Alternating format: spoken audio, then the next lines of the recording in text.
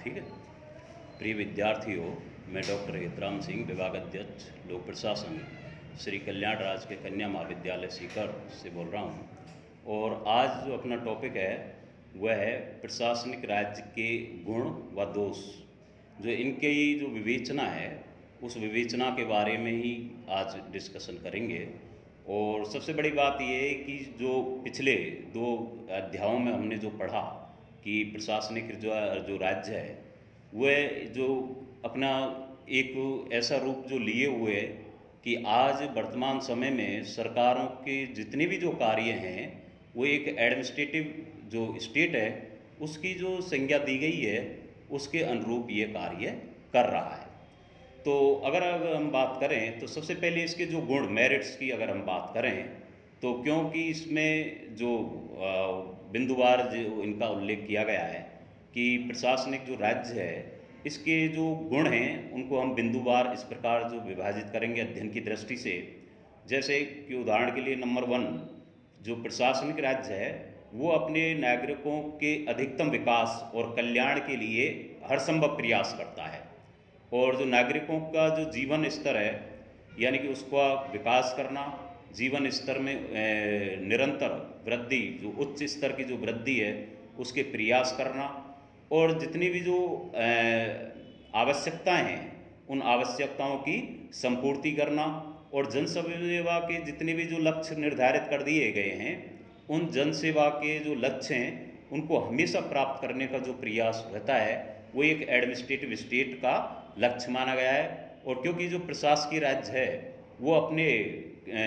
जो उद्देश्य हैं उन उद्देश्यों को प्राप्त करने के लिए हमेशा निरंतर प्रयासरत रहता है। साथ ही अगर बिंदुवार 2 की बात करें, क्योंकि प्रशासनिक जो राज्य है यही एक ऐसा राज्य है जो अपनी जनता के सामाजिक और आर्थिक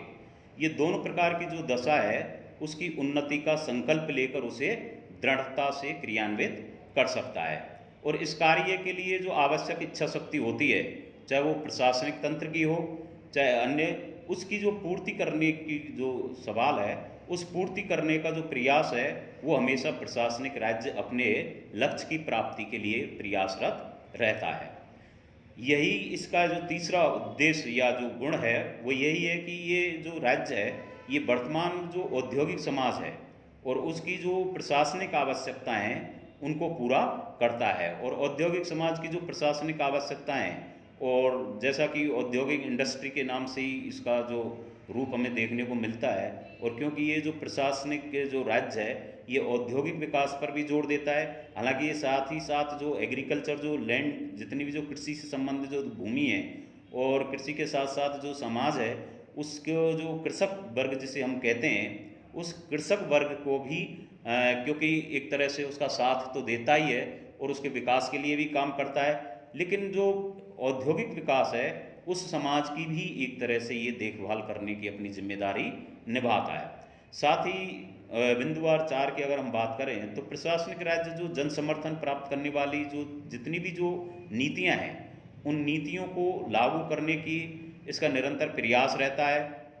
और साथ ही क्योंकि लोकप्रियता हासिल करना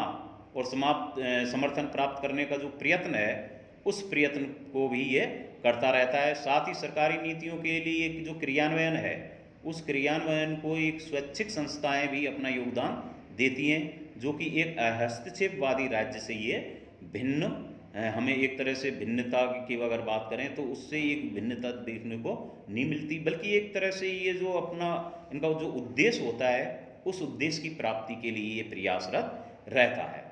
साथ ही बिंदुवार 5 जैसे कि प्रशासनिक राज्य में जो कार्यपालिका को अपनी जो वांछित जो प्रतिष्ठा है और जो महत्व है वो प्राप्त होता ही रहता है। और क्योंकि प्रशासन में जो कार्यकुशलता है उसको बढ़ाने के साथ साथ ही वो अपने जो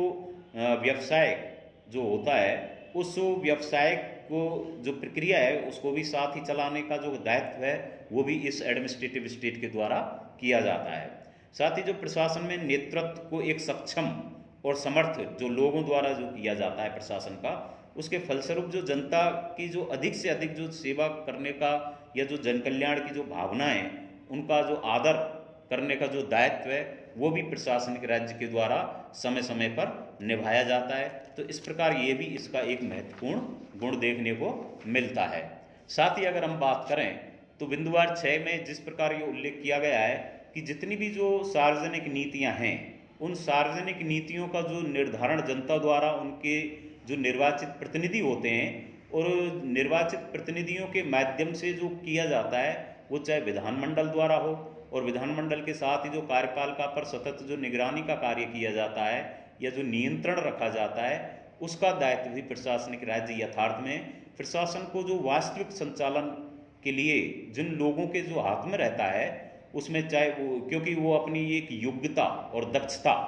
के आधार पर वो नियुक्त किए जाते हैं, जो अपने एक निश्चित सेवा जो कार्यकाल है, जो समयावधि होती है उम्र के अनुसार, उस आज सरकारी सेवा में जो कार्यशील रहते हुए अपने दायित्वों को एक लंबे समय तक कार्य करते रहने के कारण उनमें जो विशेषज्ञता हासिल हो जाती है, उस विशेषज्ञता के कारण भी ये अपने कार्यों का संचालन करते रहते हैं और बहुत ही एक कुशल संचालन, जिसे हम सार्वजनिक नियंत्रण की इन जो न्याय सम्मत जो सीमाएं हैं, उन न्याय सम्मत सीमाओं के अनुसार वो कार्य करता है। साथ ही अगर बिंदुवार 7 की बात करें तो क्योंकि जो प्रशासन है उसमें सक्षम और योग्य व्यक्तियों द्वारा चलाया जाता है, अतः जो प्रशासनिक कार्य होते हैं इसमें जो मितव्ययता एवं कार्यकुशलता, इन दोनों बातों पर जोर दिया जाता है कि कम खर्चे में कम समय में किस प्रकार से एक अधिक से अधिक कार्य योजनाओं को सुचारू रूप से संचालित किया जा सके। तो अगर इन जो बात की जाए तो एक मितव्ययता, जो कम आर्थिक जो नुकसान नहीं होना चाहिए, और क्योंकि किसी भी सरकार का जो दायित्व होता है वो ये होता है कि कम आर्थिक भार में अधिक से अधिक योजनाओं को किस प्रकार क्रियान्वित किया जा सके। साथ ही प्रशासन के जो कार्यात्मक पहलू हैं उनके जो विशिष्टीकरण हैं, जिन्हें हम स्पेशलाइजेशन या व्यवसायीकरण के आधार पर अगर हम देखें तो उनको अधिक से अधिक कुशल बनाने का कार्य भी प्रशासनिक राज्यों द्वारा किया जाता है। तो अगर उदाहरण के लिए इसके जो गुण हैं, उन गुणों की अगर हम विवेचना करें तो ये कह सकते हैं कि आज पूरे देश में, देश ही नहीं बल्कि पूरे विश्व में, भारत ही नहीं बल्कि पूरे विश्व में आज जो एडमिनिस्ट्रेटिव स्टेट है, इस एडमिनिस्ट्रेटिव स्टेट की जो महत्वता या इसके जो गुण हैं, उनका जो आधार है वो एक विशेष महत्व रख रहा है और इसकी आज एक महत्वपूर्ण आवश्यकता हमारे सामने देखने को मिल रही है। साथ ही इसके जो दोष, अगर डीमेरिट्स की अगर हम बात करेंगे, साथ गुणों के साथ साथ इसके जो दोष हैं उन पे भी थोड़ा निगाह डालते चलें तो हालांकि इसके देखने को मिल रहा है, आपने अध्ययन में देखा है कि गुण अधिक हैं और दोष हमें कम दिखाई दे रहे हैं, लेकिन फिर भी इनका संक्षिप्त में उल्लेख करें तो उदाहरण के लिए जैसे नंबर 1 इसका जो दोष है वो है कि प्रशासनिक राज्य का जो कंधों पर अधिक दायित्व है। आज की अगर हम बात करें तो आज इसके पास जो पर्याप्त जितनी पूर्ति होनी चाहिए, यानी कि पर्याप्त दक्ष, विशेषज्ञ और कुशल साधन वाले जितने जो कार्य करने के लिए जो हमें हर क्षेत्र में जिसकी आवश्यकता है वो हमारे पास स्वाभाविक रूप से नहीं है, और क्योंकि एक असंतुलित सा विकास हमें कहीं कहीं देखने को मिल रहा है। जितने हमारे पास संसाधन होने की आवश्यकता है उन आवश्यकताओं के अनुरूप हमारे पास संसाधनों की इसमें कमी देखने को मिल रही है। तो ये इसका ये दोष हमारे सामने देखने को मिलता है। साथ ही अगर हम बात करें तो क्योंकि जो जनता है वो जनता के जितनी भी जो आवश्यकताएं हैं उन आवश्यकताओं को पूरा करने के लिए आम नागरिक हमेशा सरकार पर निर्भर रहता है, और क्योंकि जनता की ओर से बिना किसी रुचि के और बिना किसी पहल के ऐसी जो छोटी छोटी सेवाएं हैं उनको कार्य करने के लिए भी सरकार की तरफ या राज्य की तरफ वो देखते हैं, उनसे अपेक्षा रखते हैं। तो कुल मिला के ये कह सकते हैं कि राज्य उनके जो कार्य हैं उन पूरे जो कार्य वो अपेक्षा रखते हैं उनको कार्यों को करने में वो सक्षम नहीं रहता, या कह सकते हैं कि वो पूर्ण खड़े नहीं उतरता है। बिंदुवार 3 की अगर बात करें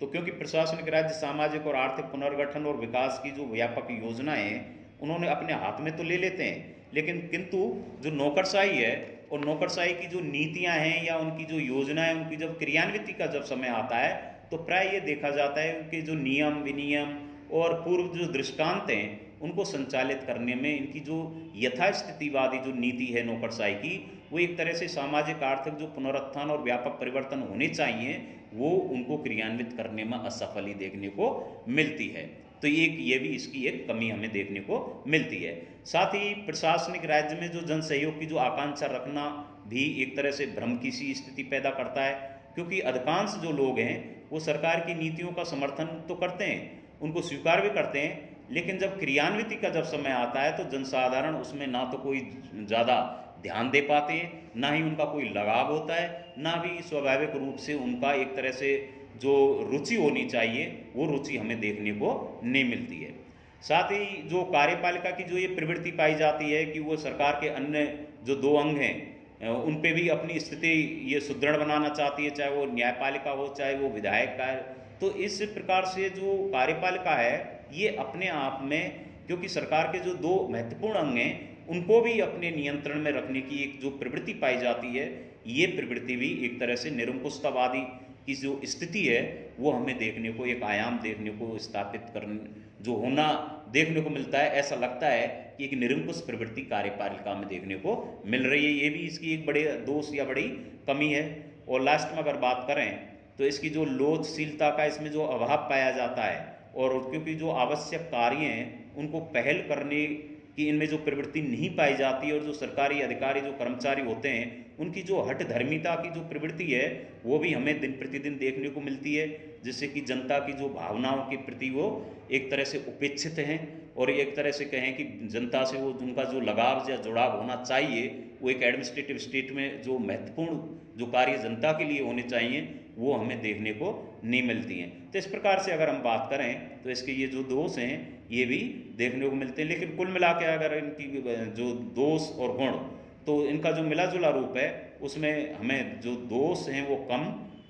बल्कि जो प्रशासनिक राज्य के गुण हैं वो अधिक देखने को मिल रहे हैं। इसलिए एक सतत प्रयास है भारत के साथ साथ विश्व के अन्य देशों का भी कि अधिकांश जो राज्य या देश हैं वो एक प्रशासकीय राज्य में विद्यमान होते जा रहे हैं। धन्यवाद।